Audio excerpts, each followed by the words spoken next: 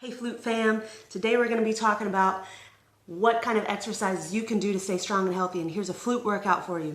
This is going to have a little bit of equipment, and so if you don't have it, time to get creative.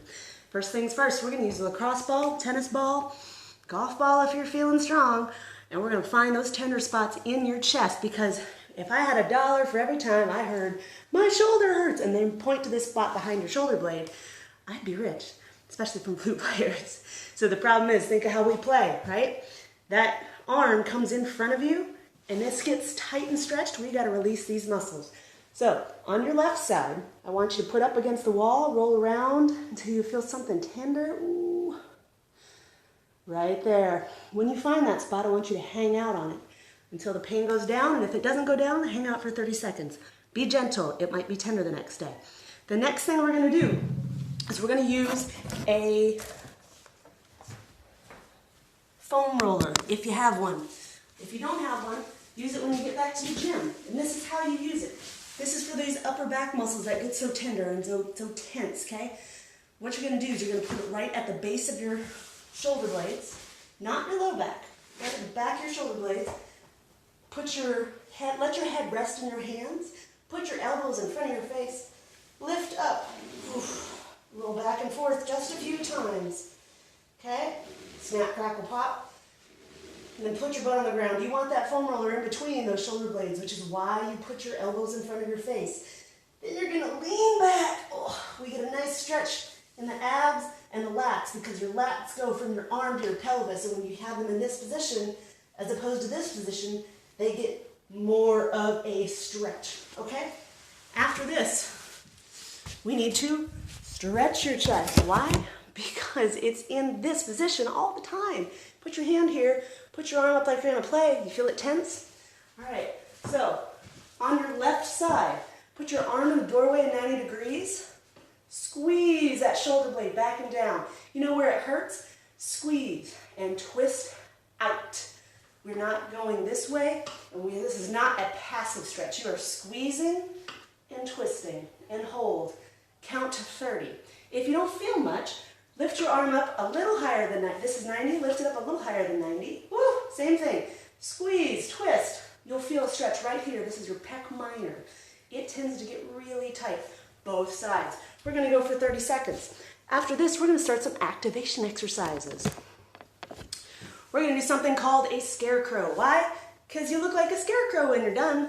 You can also do prone tees if you like those. I was just going for something different. So that is going to strengthen all of these muscles back here. Your rhomboids, your middle traps, your rear delts, your teres major minor, okay?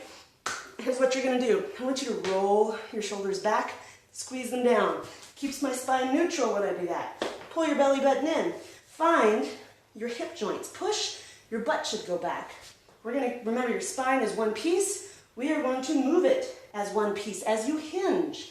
If we do this, that's not one piece. You're just going to roll back, squeeze here, hinge. There. Now, I'm going against gravity. I want you to bring your arms out to the side. Pretend like you're trying to bring your elbows to the ceiling. You're going to squeeze your shoulder blades the entire time. Up and then back down. Nice and slow. I'm still squeezing. Squeeze up. Keep squeezing. Come back down. A couple more. You're just going to squeeze, squeeze, squeeze this whole time. You're just squeezing this area right here, okay? We're going to do that 10 to 12 times. Next thing we're going to do involves a mini band. And if you don't have a mini band, save this for when you do. And if you need one, I have them for sale on my website. Looks like this. This is a medium and this is a light. You want to go with light. Okay? Here's what we're going to do. We're going to do what's called a wall walk. All right? I need you to get creative if you don't have one of these, because the thing is, you put it around your arms like handcuffs. We're pushing out. That's the important part, okay? So I want you to push out on the wall. Hold this. And we're going to go out, out, in, in. Are your knees locked? They shouldn't be. And we're going to walk up and down the wall. You might be able to use a TheraBand. You might be able to use, I wouldn't use a glute loop. That's a little too much. You're going to do this until it burns, and then you're going to go a little bit longer. After that, here, you're going to push out, squeeze up, and back down. Out, Squeeze up and back down. You should feel that right here. You can only do 5 of those, all right? After this, we only have a few things left to do. This one is gonna take some creativity on your part, okay? Number 1, think of what we do. We play an asymmetrical instrument, right? Left to right. We don't go right to left. And we tend to rotate our body to the left. So what do we need to do? We need to go to the right. We need to go to the left. We need to go left with this arm. We need to rotate to the right. So we're going to do something called a low to high chop. There's not a great way to do it without any equipment, so I'm assuming you have a band. But if you don't have a band, maybe you can have a dog that will let you do this. A heavy dog, a young child, I hate to say that, you know, a sculpture. Water jugs are always a good option. Okay, we're gonna go low to high. Notice my arms are staying straight. Okay, low to high, just like that. You're gonna go 10 on each side, go here to here, 10 on each side. If you can't do that, so you have a band. What you can do, it's not quite the same, but like I said, if you don't have any equipment, we just gotta get creative. You're gonna put it on your one leg. We're gonna go low to high, diagonally across your body, okay? Not quite the same, because ideally, you would have a band like this. You'd be kneeling low to high, and I've got a video on that on my YouTube site. But we just have to be creative. So try that for 30 seconds on each side, okay? After this, we're gonna do something called a body saw. What's a body saw, you ask? Well, aren't we all bored with planks? Planks are great, but they get boring. If you have furniture movers or valve slides like I do, you can use them. If not, put your feet. Use socks on a hardwood floor, okay? Here's what you're gonna do. Do not put your hands like this. Why? This is internal rotation. We don't need any more internal rotation, okay? We need external, not in a plank situation. I want your elbows directly underneath your shoulders. Okay, just like this. Into a plank position you go. You're gonna come forward and back. Okay, if that's too difficult, put your feet on those furniture movers. Forward, back. Keep your spine in neutral. No sagging, no arching. If it's too much, here, bring in. Here, bring in. Okay? We got 3 left, y'all. Whew. This 10-minute time frame is, 10-minute time frame doesn't give me a whole lot. We have a side front raise. Think about how you play. Our arms go up, they go up and out, and they go forward. Here's the deal, y'all. We got to strengthen those. We want strength endurance, okay? Time under tension is the most important thing. So if you don't have a dumbbell, that's fine. Or a milk jug. Milk jugs might be a little too much. Grab you an Nalgene bottle, okay? We're gonna go like, I don't wanna touch this sick person. You know how you would do that? Slight bend in your elbow, keep that slight bend. We're gonna go up for 2, hold for 2, down for 2, and then up to the front. Here's what that looks like with dumbbells. 1 to the front, 1 to the side. Okay, so go up, down slow, no momentum, really important, no momentum. Also, my elbows, I'm not going any higher than shoulder height.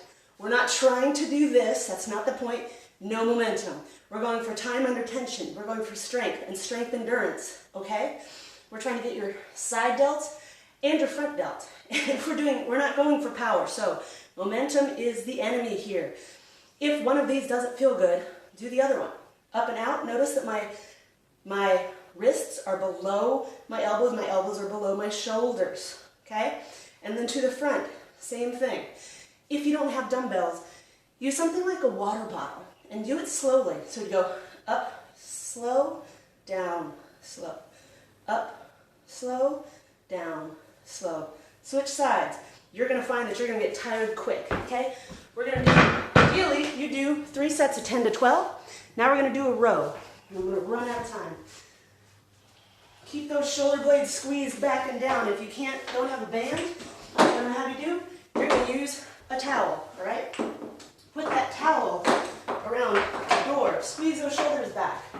And then you're gonna pull, okay? the important thing, you're going to pull. We're going to go 1, 2, out, 2. Sorry, wrong exercise. The important thing is you're going to squeeze your shoulder blades back and down the whole time. That's what's really important, okay? So, if you have a band or a towel, roll those shoulder blades back, pull your belly button in and squeeze your butt. Now, squeeze the bottom of your shoulder blades behind you. Keep them squeezed as you come forward, okay? If, like I said, if you don't have a heavy band or you're using a towel, your option is to go slow, okay? If you can't go heavy, you go slow. We got one exercise left, and you want to use something that's maybe only 3 or 4 pounds. Think about how you play. We play up here, right? We're not really worried about going this direction. We need to be able to go this direction. We're going to do a tricep extension. We'll go this way. Your hand is going to go directly underneath your arm, okay? So you might have to brace a little bit, but we're going to go just like this. I will show you. Lead leg, my trusty kitty is going to help me out, apparently. Hey, pal, I need that spot, excuse me. All right, so what you're going to do, you see, yeah. All right, so we're going to go palm this way. You're going to touch this part of the dumbbell or object to your opposite shoulder, and then come up, and you can alternate. If it doesn't feel quite right, you can change it so you do. Remember, there are 3 heads to the tricep, okay? Just like that. There you go. All right, notice we're not going this way, which we get a lot of anyway. We don't get a whole lot of this crossbody business. You don't want your arm to go this way. You don't want it to go up and down. You want to hold it right there. You just bend from the elbow. You don't move from the shoulder.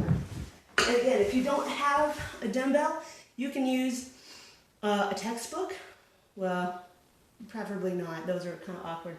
You can use a box of nails. These can be heavy, okay? You can use whatever you got lying around, like, what else? A hammer.